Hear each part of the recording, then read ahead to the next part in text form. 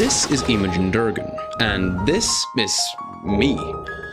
Ima is the most powerful sorcerer who got corrupted by the power of the dark bead, but now it's thousands of years since she continued the Age of Dark, which means the cycle will start anew. Despite it only being my second time playing Dark Souls 2, Imogen Durgan wouldn't be satisfied until I had conquered all of the most vicious beasts in Drangleic, with magic only.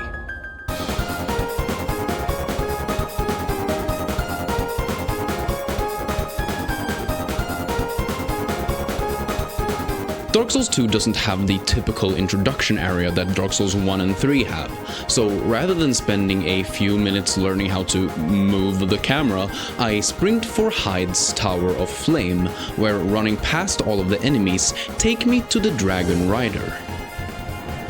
Okay, so 1, 2, 3, 4, 5, 6. Oh, that was way easier than I thought. It might have been slightly anticlimactic, but this gives us 12,000 souls we can use for some early levels, which makes the Forest of the Fallen Giants a bit easier to deal with. At the Cardinal Tower, I clear the room filled with ballistas to get my first upgrade of the run. I also buy the Smith's Key from the merchant, because in this game, smithing your catalyst actually increases both the damage and the casting speed of your spells. With these small but very important upgrades, I take on the last giant in the basement.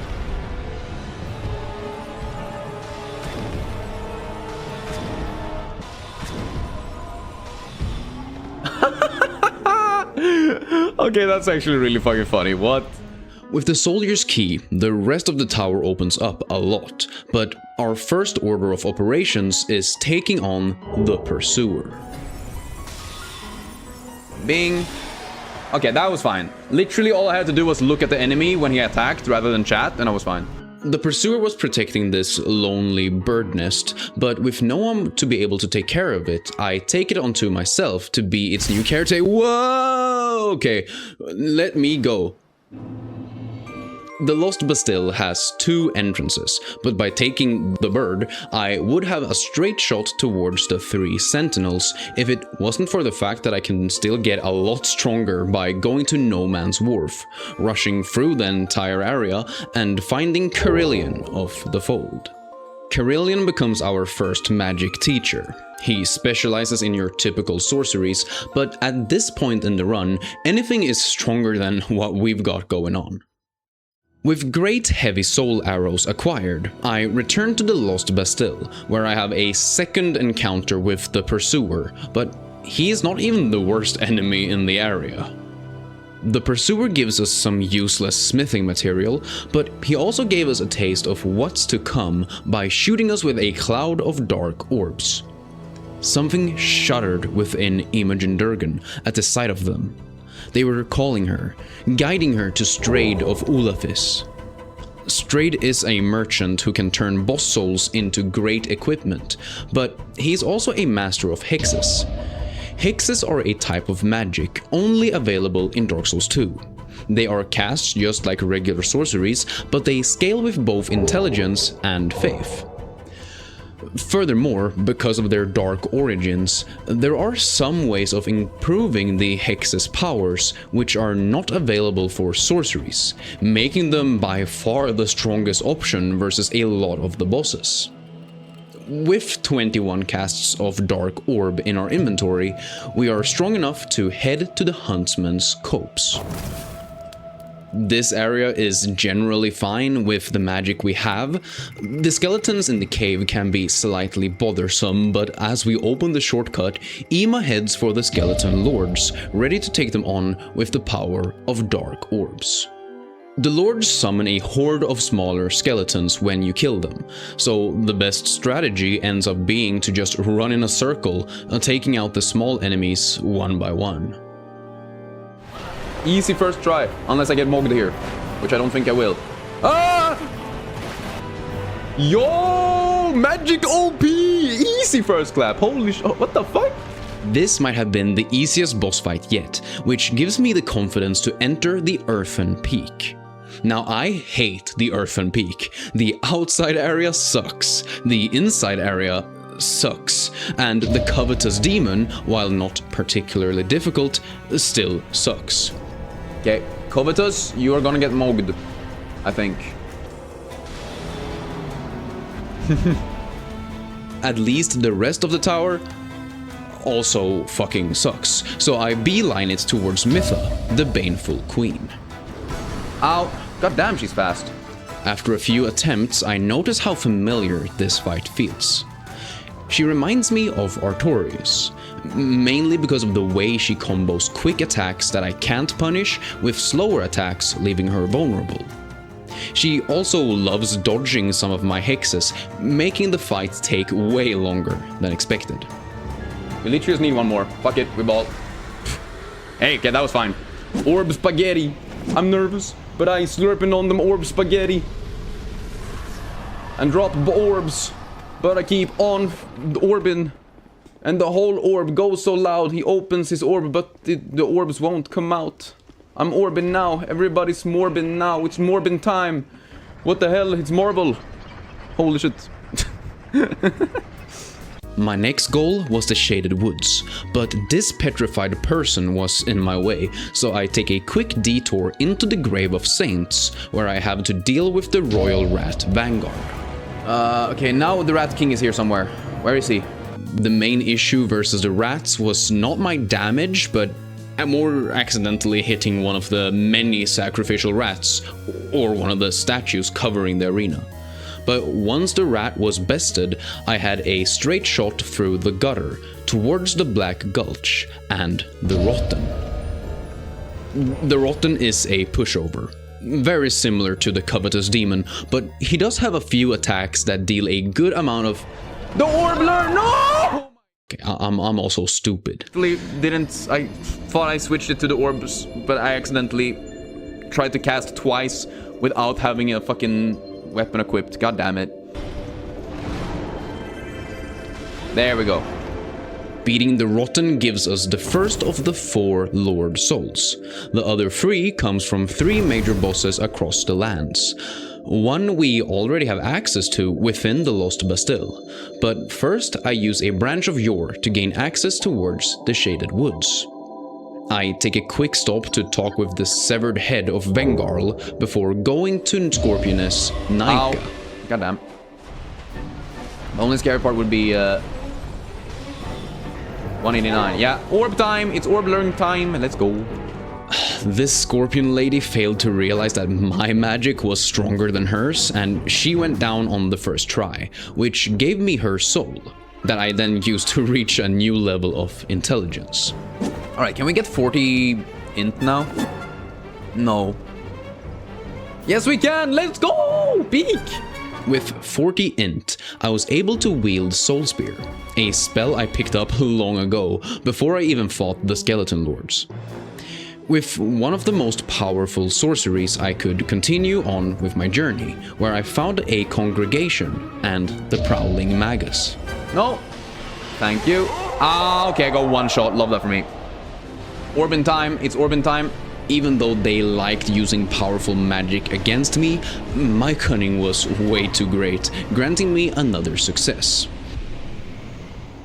What came next was quite horrifying, and if you've got arachnophobia, you better skip to this time, because we're about to fight the Duke's dear, Freya. That missed! What do you mean? The spider is generally easy to dodge because, well, I keep my distance from her pointy legs, but she also does have a massive laser beam attack which has a weird ass hitbox, and that deals over half of my HP when it hits me. Still, Soul Spear deals a lot of damage, and by popping off her heads, Freya falls to our spells. Nice! Fuck you, Freya! Woo! With 2 of the Lord Souls acquired, we are already halfway through the game. Right, guys? Don't look at how much time there's left of the video. I return to the Lost Bastille, where I want to enter this arena, but learn that the key to light the room is locked behind the ruined sentinels. I think. Ow! Okay, that's bad. The best strategy for this trio is to first fight Yahim on this tiny ledge. If I were to jump down, both Alessia and Rice would join the fight, which means more enemies to keep track of. Baiting the two of them up to this ledge once they become aggressive allows me to get a few hits in for free before we utilize the entire floor and take them out. Outside on this broken wall, I find the Bastille key, which will allow me to fight the next lord more easily. But first I find myself face to face with another pursuer, who I take down with dark orbs. And so, finally, it was time for the Lost Sinner. The Lost Sinner is the third lord we face, and honestly it was probably one of the easiest ones with the fires lit, and that leaves only one final lord soul. But this soul is at the end of the worst part of the entire game. The Iron Keep. This place is not really that hard, but the thing that makes it one of the most poorly designed areas in any game that I've ever played is the amount of enemies that are just kind of scattered all over the place. Using only magic means that my resources are also limited to the amount of times that I can cast before having to rest. You might think just run past all of the enemies and that would be a good idea, but you can actually get sniped in the ass whenever you try to go through the fog gate if you don't take out the closest archers. Try it out, you know? We just for certain bosses in 3? Ah, I see. Come on, brother. And I'm dead. And I'm dead. And I'm dead. Love that for me. Love that for me. Whee! Whee! At least Dark Souls 2 has one hidden feature that makes this part bearable: despawning enemies. If you kill the same enemy 12 times, they stop respawning when you rest. And so I spent the next hour or so going back and forth between the closest bonfire and the fog gate, clearing out all of the enemies until we get an almost straight shot towards the Smelter Demon. Hell yeah. One. So yeah, that's a ton of damage. Every single one of them deals 63, right? That's the thing, right? I'm straight orbing it, bro. Ah! Whoop! Whoop! Roll. Heal. Honestly, double. Okay, so he does take significantly less damage while powering up. That's what it is. I completely forgot about that part, which is probably why I just wasted a ton of my casts. But we're definitely doing enough. Having 26 faith is pretty peak here, honestly. Making all of my hexes stronger is very nice. The only thing I wish I had now is more stamina, to be honest with you. More casts equals more gooder. Oh shit! Whoop! Goodbye, good sir. Fuck you. No one even likes you. Literally second try Smelter Demon. An hour and a half just trying to get there because of fucking Iron Keep. God damn. The rest of the Iron Keep is kind of easy. We can kind of just run past most of the enemies, but obviously we gotta fight another pursuer. I'm starting to feel a bit uncomfortable with how often he shows up. Still, after taking him out and receiving a ring I won't even use, I face the old Iron King. Once again, if you have suggestions, the best way to give them to me so I can remember them is to send it in the Discord though. Hell yeah! Whee! With the fourth Lord Soul in the bag, Imogen Durgan was getting us even closer to finishing the game. What? What? It's not over? More dark orbs? King? DLC crowns? Okay, so apparently this was just the introduction to the game. I find Felkin the Outcast, who gives me the Sunset Staff, which I can upgrade at the Smith, using Twinkling Titanite. The Sunset Staff is widely considered the strongest staff for casting hexes, which, together with the Hexer's outfit, boosts our damage significantly. Oh my god, I'm looking so cool! Even with the freaking binoculars, bro. I take a big detour to fight this dragon, which goes a lot better than I expected. Oh! This brings us to a familiar face, an old adversary for Imogen Durgan, the old Dragon Slayer. They really be like so ass sometimes. I just can't really figure. Oh my god, I'm dead. Oh my god, I'm alive. One could argue.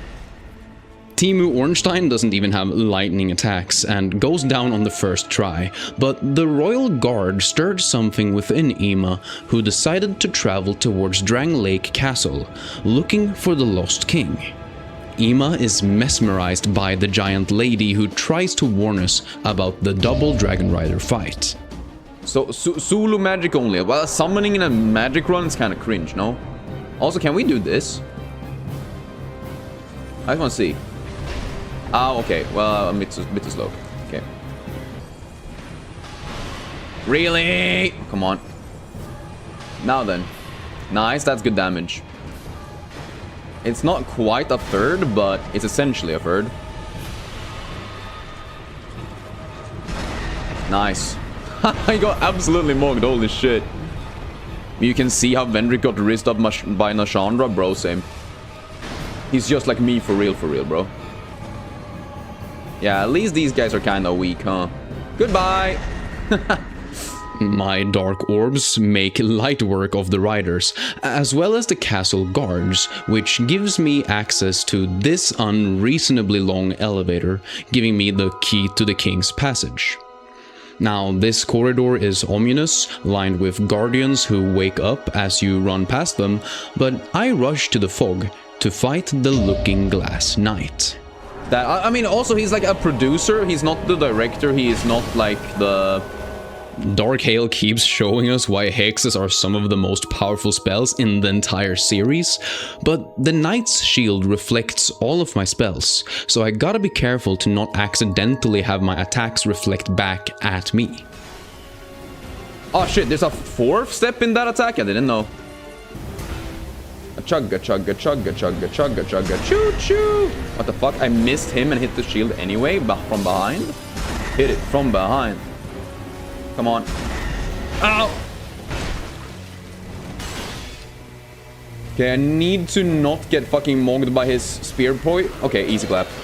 That was way easier. Damn. Just like the glass, that night got burned as Ima searches deeper under the castle and finds herself in the Shrine of Amana. This is yet another area where the design and sheer amount of enemies create an incredibly annoying experience. Still, I'll learn what enemies I need to fight, which ones I can just run past. Oh my god, really? And with some editing magic, we're instantly at the Demon of Song. This frog face has nothing on my turtle powers, and the Dark Orb is really pulling its weight. Even further down, we reach the Undead Crypt and have our first interaction with Aldia, a heap of flames and what appears to be sticks. Either way, they kinda give me some instructions that I just skip past as I run through the crypt where Velstadt, the Royal Aegis, is protecting something. He's resistant to dark, yeah. Which is one of the sad parts because I accidentally used all my soul arrows before we entered this fight. His big hammer deals a ton of damage, and while our hexes help us keep up with him, he powers up after half the fight, where he turns Imogen Durgan's own powers against her. Using the dark orbs, he's able to fight off Ima's hexes until she turns to the Soul Spear for aid. I wonder if it's worth grabbing regular soul arrows? I don't think so, right? I don't think it would be stronger. Okay. Sweet! Velstadt falls to my spells, which reveals what, or rather, who he was protecting. The old king, Vendrick. He is massive and carries a giant sword, but he's almost nude and walks in circles.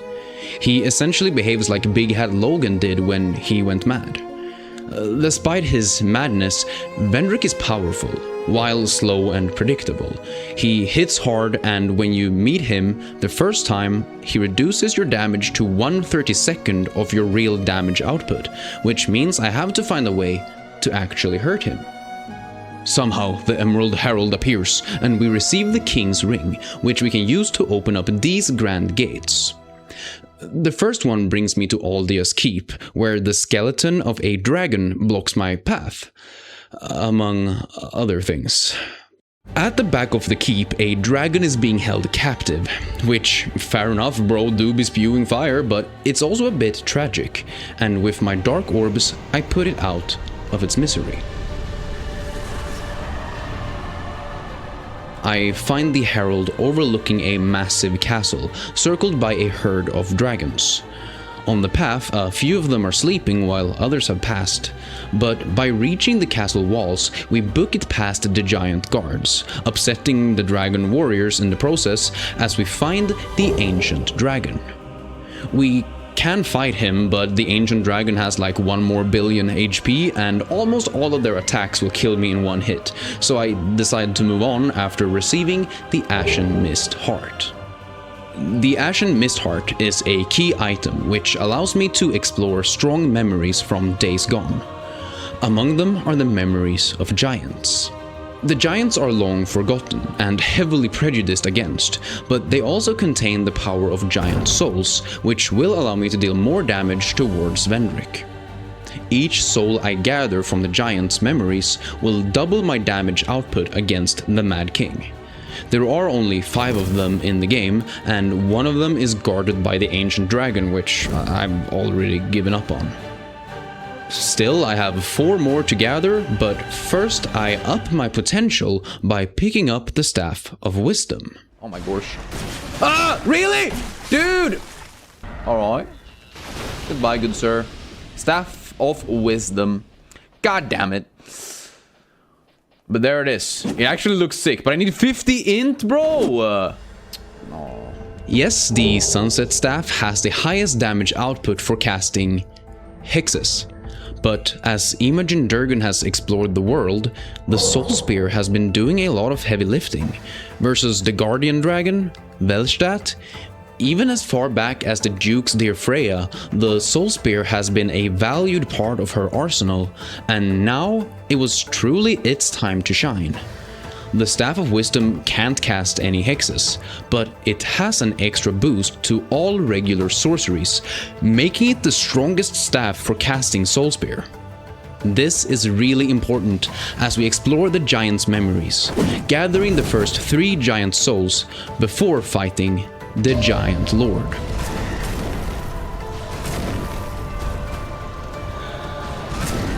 Sweet. Okay, I might have lied, Dark Hail is really strong against such a large target, but while we're talking about the Giant Lord, it's quite interesting to note that the Giant Lord is the same giant as the last giant, which is supposed to be the first boss in the game.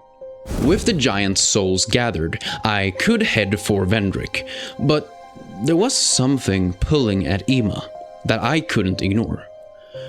Dark Diver Grandal is an old man who appears in 3 different spots across Drangleic. He invites us to the Pilgrims of Dark Covenant and uses these shrines to open up a gateway to the Abyss. The Pilgrims of Dark have one goal: to explore the Abyss and uncover its secrets, but I have something greater in mind. Grandal has more dark orbs for sale, further increasing our possible damage, and by exploring all 3 of the openings into the Abyss, I get to fight the Dark Lurker. Ah! Okay, good. Fuck you, lady. No one even likes you, okay? Oh god, oh god, oh god, oh god, oh god, oh god, oh god, woo! Okay. Oh my god, oh my god, oh my god, oh my god, oh my god, oh my god, oh my god, oh my god, oh my god, oh my god, oh my god, oh my god, oh my god. Heal. Thank you. Next. Bing bong.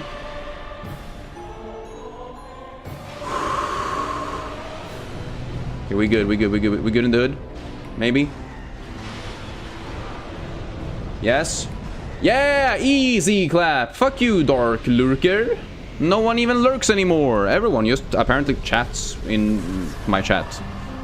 Like the name suggests, the Dark Lurker is resistant to the dark damage of my Hexes, but my Soul Spear do their job quite nicely, leaving my Dark Orbs to do some small cleanup. Ima is rewarded with the Dark Lurker's soul, as well as the technically strongest Hex in the game, Climax. The issue with Climax as a spell is that 1. It uses all of your souls when casting to increase its damage. You achieve max damage output at 5,000 souls, so having 50,000 souls would just waste 45,000 souls. Then we have another issue, the Catalyst.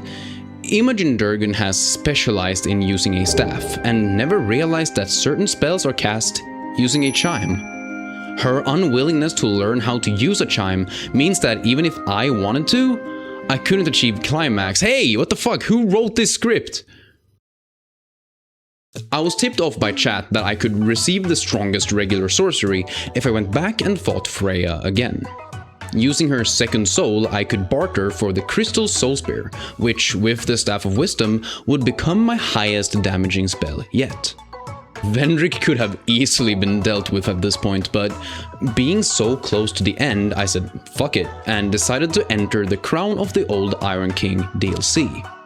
The Broom Tower is filled with enemies who get stronger because of these statues, which we can destroy using a smelter wedge. Most of the tower we can just rush through, although only using spells makes it hard to get past certain areas. Dude, seriously. I grabbed the Scorching Iron Scepter at the bottom of a second tower and insert it into the elevator mechanism. I sprint towards the tower key out on this sledge, which allows me to open up a few gates throughout the Broom Tower, but deep down, further towards the bottom of the building, I find the Iron Passage. The passage is home to one of the 3 bosses in the DLC. The Blue Smelter Demon, whose main resistance is magic. Safe to say I was in for a treat. If it wasn't for the fact that I summoned Steel-Willed Lori. Some might say that summoning is cringe and easy, and to those people I say, yes, you're right. In this scenario, having Lori take the aggro made the fight possible for me. As far as I'm concerned, Imogen Durgan was just learning the power of friendship, and that there is always a light at the end of the tunnel. Lori was a real homie, and we took down the Smelter Demon together. Heading back up, I aim to reach the top of the Broom Tower, exploring essentially the exact opposite area from where we fought the Blue Smelter Demon. At the top of the tower, I find a suit of armor, which I can't interact with at the current time, so I do some exploration with the elevators, which take me down to what feels like a prison. The prison is surrounded by 4 statues, which can heal the man kept inside. That's why I use my last 3 smelter wedges to destroy them. Shit.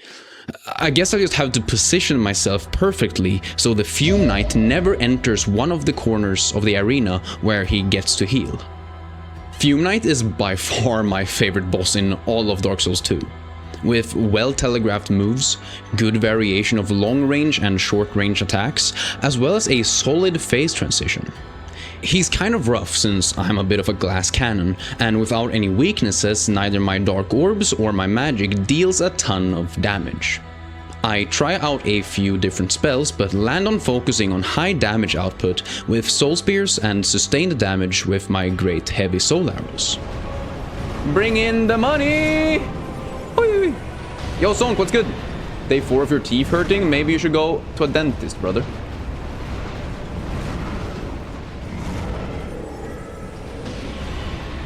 Here comes the money. Money, money, money, money, money, money, money, money, money. Dollars, yo. Shit. Am I alive? I'm alive. Okay, one more fucking dodge. Come on. Yes! I don't have any fucking casts! Woo!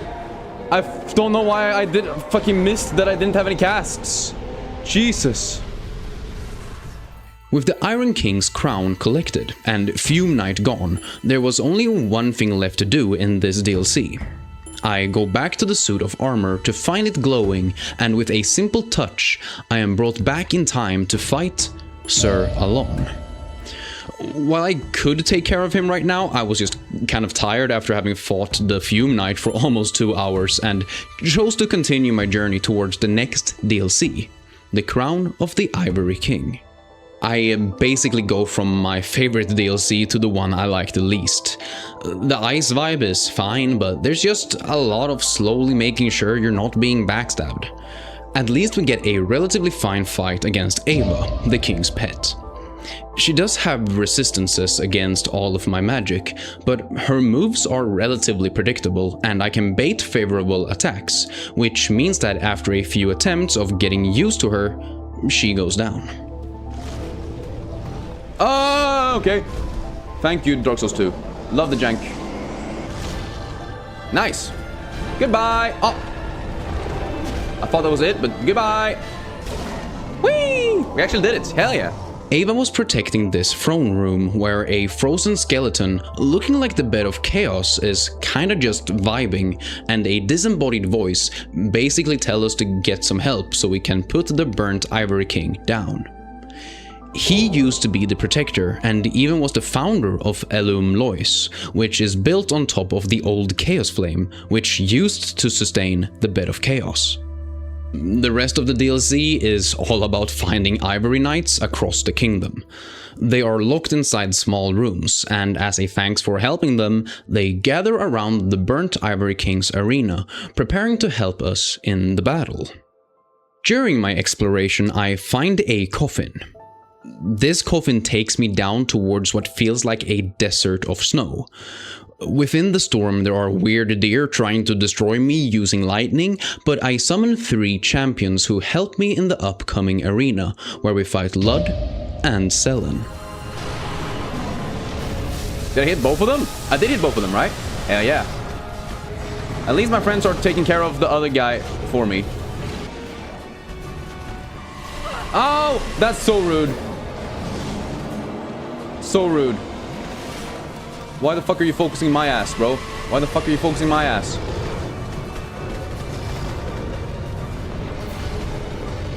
Okay, they're not focusing my ass anymore. Ah! No! What? Genuinely, this duo fight would have been an absolute pain without having summons on my side. If they are allowed to gank, so is Imogen Durgan. Okay, I think we definitely can do this, especially if Silent just takes a vibe like the— oh, he chilled out. Oh!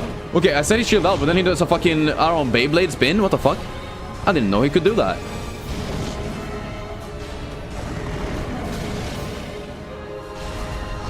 Someone please kill him. Yay, we did it! Reddit, we did it! Having euthanized the last of the king's pets and rescuing the final Ivory Knight, I can return to the throne room and take a dive into the arena. Going back into the fiery depths of what remains of Lost Isolith, the frozen tundra of Elum Lois flows through the Ivory Knights, and they stop the burnt knights from spawning and overwhelming me.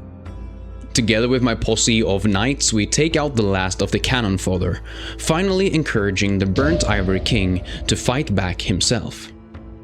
Honestly, the only hard part of this fight is the clusterfuck that is the fight between all of the knights. Once the king shows up, all you gotta do is dodge correctly a few times and blast him with soul spears. Also, if you can keep one of the Ivory Knights alive, they can help you out a ton against the king. Oh! My knight friend actually covered for me. What a legend. Oh, sweet. Because now all of my other casts are done and over with, so we can only do Dark Orb. Dwarven time, baby. We actually did so much more damage this time. Or like, we actually had such a higher DPS that my friend is helping me a ton. I had the opportunity to help me a ton. Especially compared to last time, when he like was dead in like 2 hits. Holy shit, what? Bro, that was so easy! That was so easy! What? Dude. My absolute homie. Oh, 7's in chat for my legend. Holy shit. Having acquired the Ivory King's crown, I head back to Majula, purchase a ladder and enter this hidden room where I pick up the Dragon Talon. This Talon is used to enter the final DLC, Crown of the Sunken King. This DLC is quite interesting, mainly because of its verticality, but the 3 boss fights awaiting us are also quite unique. We have to track through a maze, get chased through a swamp, and do some platforming both up and down, so we can fight Alana, the Squalid Queen. This is gonna be kind of bad, right? The computer processors is unironically sand thinking? Sand thinking? I hate sand. It's coarse and rough, and gets everywhere. Alana is generally kind of weak. Emma's soul spears deal a ton of damage, and even though she spawns some skeletons to help her, they're not really strong enough for me to worry about.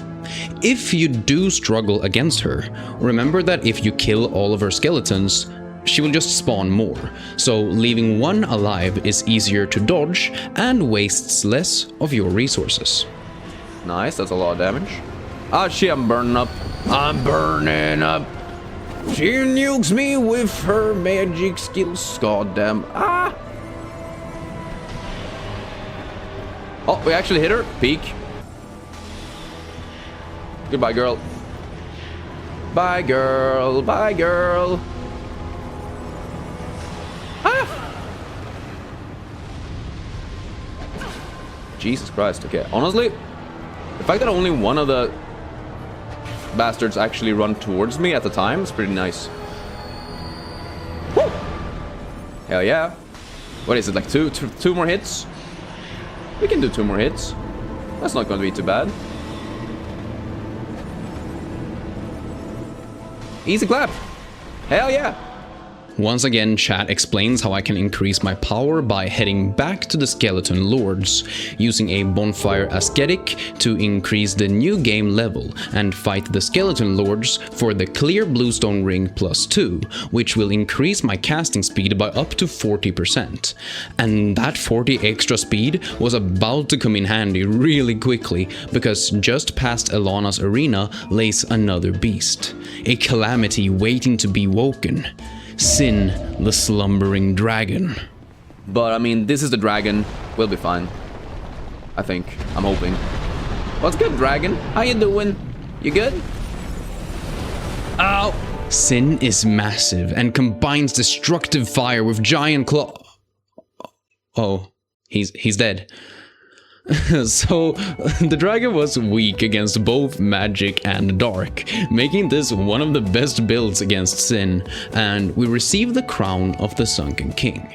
This leaves us with nothing left but to enter the Cave of the Dead, where we find an old friend. Ancient Soldier Ivory is fitted with Havel's armor. It's not the real Havel, just a soldier who picked up his weapons to mimic his fighting style. In my first playthrough, this was one of the worst fights in the entire game. Having 3 human-sized enemies who are all good at dodging, closing gaps, and all have different movesets to help cover each other's weaknesses makes this more of a fight of attrition rather than a fight of pure raw damage. It's one of those weird things where it's like, we now have proof that using AI makes your like harms your intellect. But that was so fucking strong. Holy shit. Gank fight super easy with magic. Well done, you're a pro. Keep it up. Have a good rest of the stream. Well, thank you so much for showing up. That means the world, truly. And I will continue to have a good stream. Although we are fighting Alon soon, and that may or may not be a pain. With all the DLCs technically finished with their respective crowns gathered, I have 3 final bosses to deal with. Sir Alon, who with the 40% speed boost to casting, gets taken out in no time. Vendrick, who after having gathered all of the giant souls, goes down without much of a trouble. And then finally, the last boss of the game. Emma had struggled a lot throughout her journey, unsure of whether to stick with the dark orbs, the ones who corrupted her, but who also brought her so much power, or if she should embrace the strength of the Soul Spear, which together with the Staff of Wisdom could deal the most amount of damage and hit multiple enemies at once. She had faced many challenges, big and small, and now it was time to test all of her abilities versus the Throne Watcher and the Throne Defender. Gotta take care of yourself. Oh, that's a lot of damage. Oh, that's a lot of damage. Is that just me? Is that just... Oh! What's his face? I named him Marcus Aurelius, out here, fighting Imogen Durgan. Holy shit. Yeah, baby. So maybe I was a bit overpowered. The two protectors of the throne were no match against my spells, and Ima was just about to take her rightful place as the ruler of Drangleic when a darkness appeared out of the fog. A monstrous shape having lurked in the shadows, calculating and guiding her path through the entire game. I stood at the edge of glory, having to face Nashandra. Nashandra was the queen of this world, and despite her long reign, she was once again easily defeated by the power of Soul Spear. It was nice knowing you, Nashandra. Well, not really, to be honest, but, you know. Goodbye.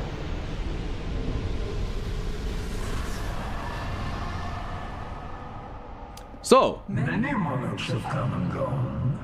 Huh? One drowned in poison. Still.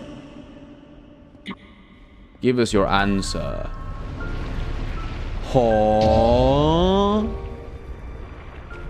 Aldia, scholar of the First Sin, brother of Vendrick, was able to, through horrible experiments, escape the cycle set in place by the original gods.